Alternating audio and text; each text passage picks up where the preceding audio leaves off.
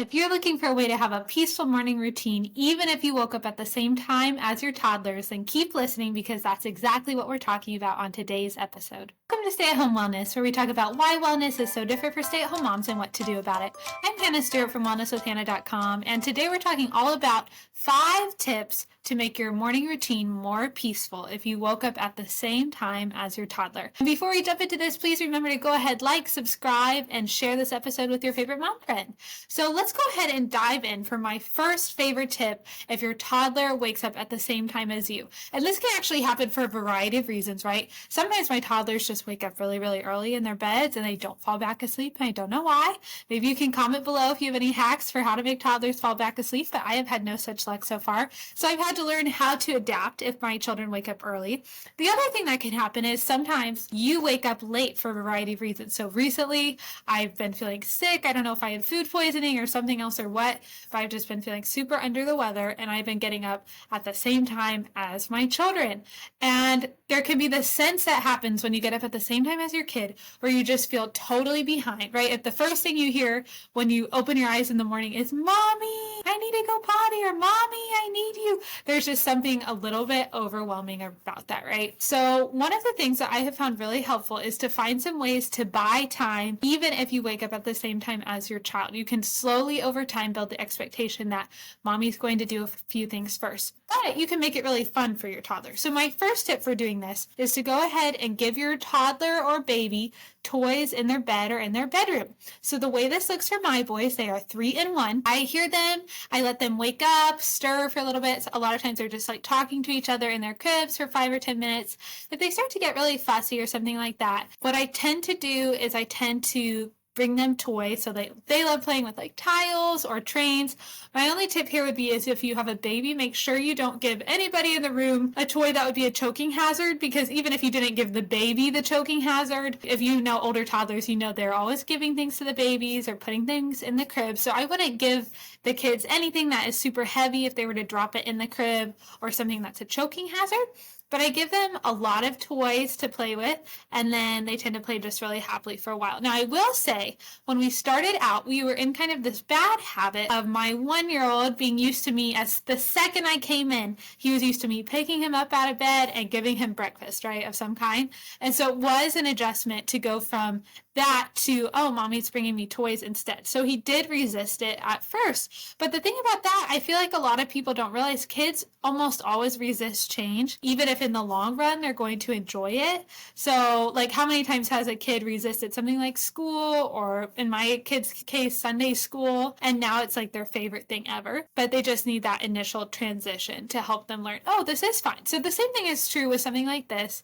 You're giving them toys, you're giving them something fun to do. You could even save their favorite toys for this time of day if it's a time of day that is particularly hard for your child, but it becomes really fun. So yesterday, now that we've been doing it for a couple months, I was able to, even though I woke up at the same time as my toddler, I was able to do devotions, exercise. I did devotions before I gave them the toys. Then I exercised after I gave the kids the toys. I was able to shower and make their breakfast, all before getting them up out of bed. And that just really changes the whole tone of the morning. If, regardless of whether your kid's an early riser or not, you can have some things done. And the ironic thing is, like, I slept in yesterday till 6:30, right? That's like the crazy part about parenting. How many moms out there is like sleeping in? It's like, oh, I got to sleep till 6 today or 6:30. So even then, I don't even know that I was really sleeping in, but my kids are just early risers. And so that's one way I've learned to deal with that. That has really helped make the morning more peaceful. And then when I go in, instead of kind of grumbling at them or being like, "Why are you up already?" I'm able to really be excited to see them. I could tell them what we're having for breakfast. We can clean up the toys together and then look forward to our morning routine together. So that has been a real game changer in our morning. And I would highly recommend it if you're at a stage of parenting where you can't totally control when your kids are waking up. Sometimes they wake each other up, right? Like, our kids' room share, and my son needs to use the bathroom fairly early in the morning, and then he'll wake up Jack, and then they'll just like be partying in their crib. Or if you live in a small house, we also live in a small house, we can hear through the walls. So like, if my alarm goes off and it's after probably 6, it's probably going to wake the kids in the next room. And that's just the way our house is right now. So you kind of have to learn to adapt and make it work with the way things are. And this system has worked really well for us. The second thing I would recommend if you're trying to have a more peaceful morning routine is to light a candle and play some music. I did this morning, and I tell you what, I don't know if it makes the toddlers more calm, but it definitely makes me more calm if we're having a candle and music playing, especially if it's a song they like or if it's scripture. That can help me really focus on like how the tone I want to set for our home that day, right? Because so often as moms, we're the ones that are most stressed out if we wake up with our toddlers. And even though our toddlers start out in a good mood, we can almost ruin the good mood if our plan isn't happening the way we envisioned, right? So if we are choosing to set the tone, that can really help your morning go smoothly. And I will tell you, we light a candle sometimes. Like this morning we had a candle. We had cereal for breakfast. We had to drop Kirk off at work. We came back. We needed a really fast breakfast, and we had Cheerios, not Cheerios. We had off-brand Cheerios because Cheerios are very expensive. That's the, inflation, guys, right? But yes, so we had Cheerios and fruit for breakfast, but the candle really made it feel special. And I've actually had my son tell me before we were eating cereal for breakfast, and he said, "Mommy, this is a really special meal." And I kind of think it was because there was a candle and like some nice lighting, because really we have that meal all the time. But for some reason, he just thought it was the coolest thing ever that we got to have a candle for breakfast. So we've been doing that a lot recently, and it has helped just change the tone ever so slightly to where I feel like our home is more peaceful, even if Cheerios and spoons and milk is spilling on the ground, even if all of that is happening, just having that in our environment has really helped. My third tip for a peaceful morning routine, if you wake up at the same time as your toddlers, is to do something simple for breakfast. And I know some of you moms out there, you guys are really hardcore. You love making from scratch food.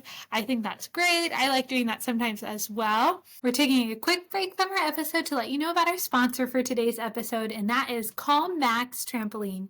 And I love this trampoline so much for kids. If you're thinking about getting them a Christmas gift or birthday gift, I know right now Christmas is just around the corner, but this trampoline is awesome for a variety of reasons. It's actually just an Amazon trampoline. We got it off of Amazon, which made it super easy because I brought it to our door, which I love. But what I especially love is that it has several features that are really helpful. So one of them is that it comes in a variety of sizes. So it comes from an 8-foot size where it's just for little kids to jump on. So I have friends that have this size, and I think all 4 of their kids jump on it together. They're like 8 and under, and they just love that. We got the 10-foot size, which is a little bigger, but still not crazy huge, and it has a net and everything. And I love it because my husband and I can jump on it with our kids, but it's still small, because I think a lot of people think of getting a trampoline as like this huge investment. It's going to take up all their yard if they don't have a very big yard. And we don't have a huge yard, but the 10-foot trampoline fits really nicely in it. There's still space in our yard for other things. It's not just the trampoline. And it's made a really, really big impact on our life because our kids spend more time outside. They ask to go outside more often. They want to jump on it with us. And they also can play on it independently. And that is because of the cool little ladder it has, where it has like actual almost like steps on the ladder. It's not just rungs. So even a 1-year-old can climb up it. I witnessed too, my own kid and someone else's kid climb up this trampoline. And so I remember the other day I was looking outside. I supervise my kids sometimes from the window, now that they're a little older and aren't putting things in their mouth. I look outside and my kids are playing on the trampoline together because both of them can get on by themselves. And for toddler moms, this is a big win because most trampolines you either have to be able to pull yourself up on, which neither of my kids could do at this age, or you need someone to be out there constantly to boost you on and up. And I've been at other people's houses where they have a trampoline like that. And I know it's just a season, but I do love that they can just go out, get on independently, and have fun without needing me to mediate constantly. So if you are interested in that at all, go ahead, click the link below, and it will take you straight to the Calm Max trampoline that we personally have enjoyed. So thank you guys so much. Let's get back to our episode. But I think for some moms, I have observed this. I think some moms put so much pressure on themselves to be perfect every single time, to have a from scratch meal every single morning, that sometimes it can actually change the tone of the home for the worse, even though they're trying to bless their children by making them this gourmet meal. If your children are crying for an hour because they're hungry, if you are snapping at your children to stop getting in the way because you're running behind and you're trying to get breakfast on the table, that can actually detract from the overall feel of the home. The other thing I've noticed is that it's so funny because I studied nutrition for 4 years, right? And not once did I even hear the term seed oils in our classes. We talked about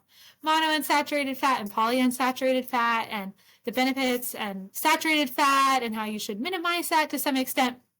But we did not once mention seed oils. And it's just so funny because that is all over the internet. And I've heard people say, oh, I could never give my kids a slice of bread that is packaged, even if it's whole wheat or something like that, because of the seed oils in it. I could never give them something like a whole grain Cheerio from the store because that's processed. And I've seen this really huge contrast between the people we would see in our office when I was interning and the people that say stuff like that on the internet. Because on the one hand, you do have people that probably need to make some kind of lifestyle change, right? They're the ones that are stopping at Starbucks every morning and having a huge frappuccino. They're the ones that are eating fast food a lot of the time because of their busy lifestyle. They're the ones that are eating a lot of frozen meals and takeout. And sure, those people probably aren't getting the perfect amount of oil or fat or whatever that the recommendations are. But then on the other hand, there's these moms that have heard about the negative ramifications of eating too many of those foods, and they vow off all of them. They swear off all of them and say, we're not going to touch any of those foods. And I think sometimes they're so stressed out about it, and the health benefits are really negligible because something like Cheerios or bread has like 1 gram of fat, right? So of all the things to be worried about when it comes to oil, something with such a low fat content is not one of them, right? Or something with such a low sugar content, eating a whole grain slice of bread is not one of them. So I actually feel no guilt whatsoever and giving my kid a slice of store-bought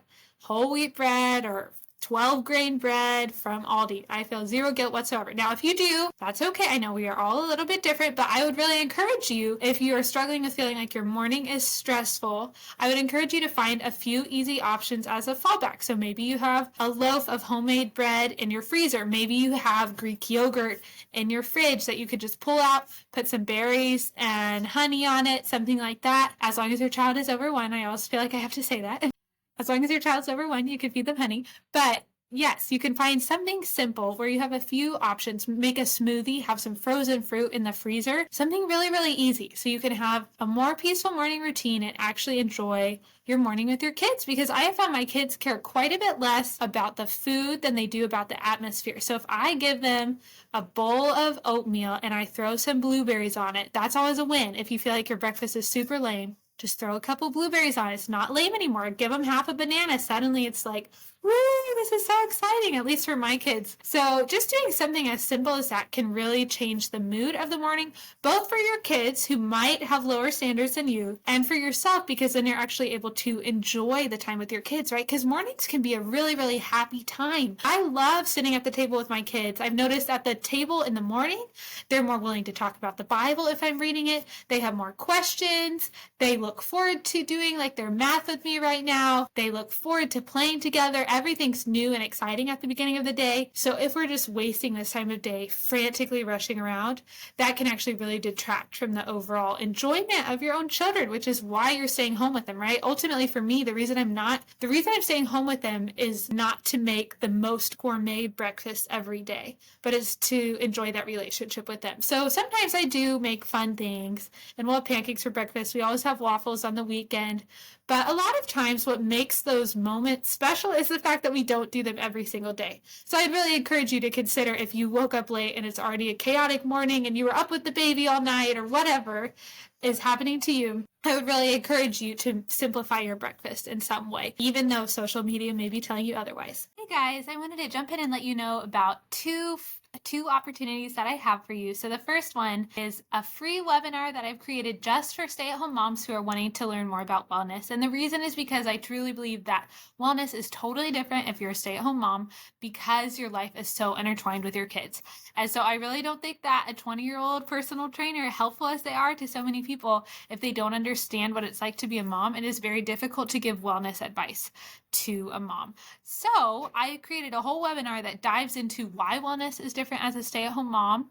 It goes into how to wake up on time if you are struggling with that and are waking up with your kids and are in that vicious cycle of feeling stressed from the instant you wake up because your children woke you up through the baby monitor. That is not a good place to be, and I've totally been there.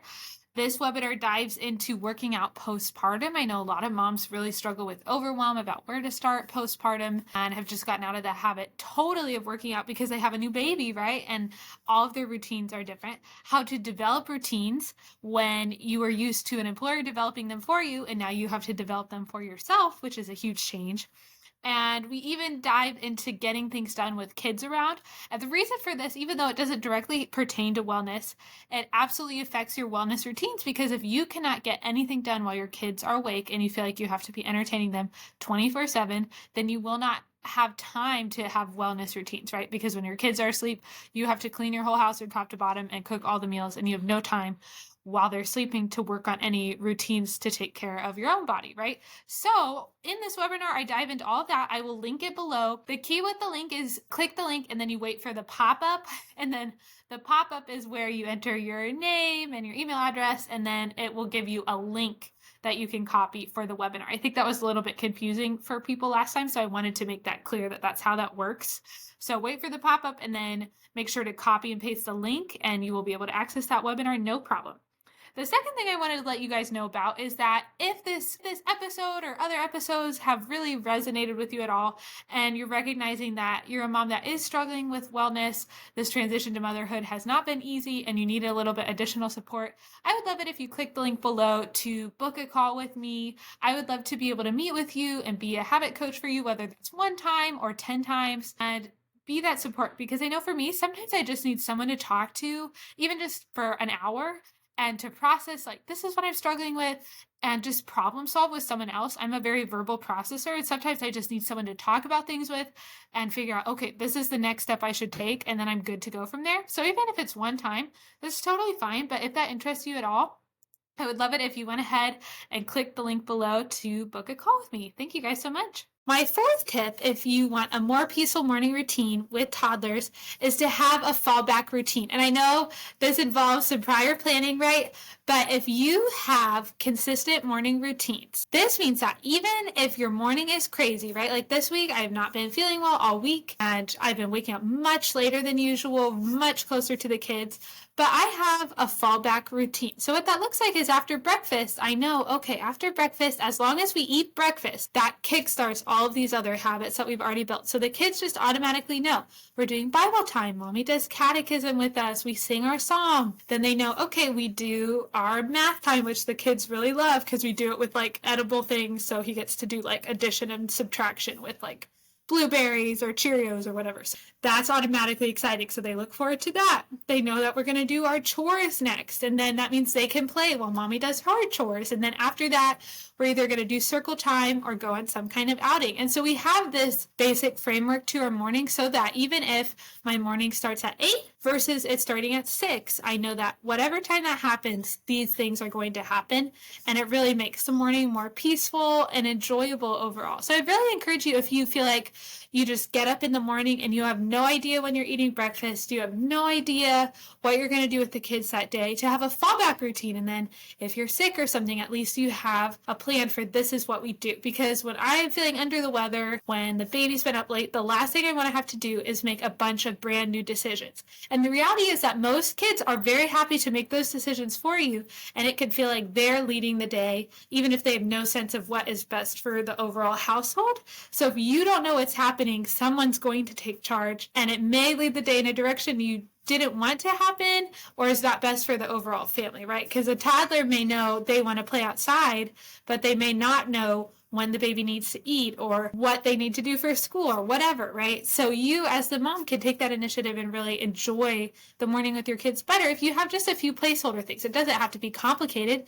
It could be something like, we're having breakfast, and then after breakfast, you clear the table and we do Play-Doh. But at least you know that's what the plan is, and they get used to some kind of routine. Again, at first, kids will probably resist it because kids almost always resist change. But after a while, they will actually come to really crave it. And if you think about it, most kids, well, all kids are not in charge, right? So they do not ultimately get to control when they go to bed, what they eat, where they're going that day. And so for a little child that can't even understand language fully, they don't know what the plan is for the day, but they know rhythms, right? So like my son Jack, he doesn't do math with Elliot. He doesn't do all of the different activities, but he knows the different rhythms. And that actually can make a really big impact on our day just because he knows what to expect. And that's something my mom told me, that little kids need to know what to expect. So if you have some kind of routine, it actually makes the morning a whole lot more peaceful. My fifth and final tip for a more peaceful morning with toddlers is to set realistic expectations for yourself and for your family. And for all of us, this can look a little bit differently. I know for me, I can have very unrealistic expectations for what I want to accomplish in a certain amount of time. And I can feel frustrated the whole morning long if my routine didn't go perfectly or if I was interrupted by a need to discipline a child. Instead of recognizing we are all humans, we are all living together. Of course, it's not going to go absolutely perfectly, and just expecting that, right? For some people, it might mean what I was talking about earlier, lowering our expectations for food. And I'm not in any way talking about lowering expectations for things the Lord has called us to, right? So if he's called you to teach your children diligently about him, I'm not saying, oh, just blow off family devotions all the time, just blow off this and that all the time. And I'm not even talking about giving yourself grace. That's something people in our culture say all the time, but God is the one who gives grace, right? We can't give grace to ourselves. That doesn't work that way. But it does mean recognizing what is important to the Lord and what is not, and then adjusting our priorities accordingly. So for me, that has looked like in this season of life, not expecting to have all these gourmet meals all the time. And we do have a really nice sit-down family dinner that I put more effort into, but our lunches and breakfasts are very, very simple. And then I can enjoy the time with my kids. I can also focus. Right now, we're focusing a lot on sibling relationships. That's a point of tension in our home right now. So that is getting a lot of my energy right now. And what's not getting a lot of my energy is fancy lunches or fancy breakfast. Maybe for you, that means, okay, yes, I'd like to have all of the baseboards washed, but for right now, maybe I will just wash the dishes or just do the basics to get us through this season of life. So it's not at all trying to de-emphasize the things God has called us to, but it's also trying to be able to prioritize those. So I think what happens so often is we can get on social media and we can see all these amazing things other moms are doing. Maybe one mom is great at sewing things. One mom is great at making things from scratch. One mom's house is spotless. One mom is great at decorating. We can put all those expectations on ourselves and think that's what makes me a good mom. And then we're actually neglecting some of the things that God specifically calls us to, like teaching our children or training them in the ways of the Lord, or even just developing life skills in our children, right? Like it's so much easier for me to get stuff done around the house than to encourage my children to do that. But ultimately, that's not my job, right? My job is to train them. So if I'm not teaching Elliot how to work or Jack how to work, or if I'm not teaching them how to relate to each other, then I'm neglecting the more important things, even if I have this super impressive breakfast for them every single day. So I hope this gave you some food for thought. If you like this episode, please go ahead and subscribe if you haven't already. I think actually a lot of you guys who listen are not yet subscribed, so I'd really encourage you to go ahead and subscribe, because this tells the algorithm you like it. It also tells me what content you like, so I can make more of it for you guys. So thank you guys so much again for joining me for another episode of Stay at Home Wellness.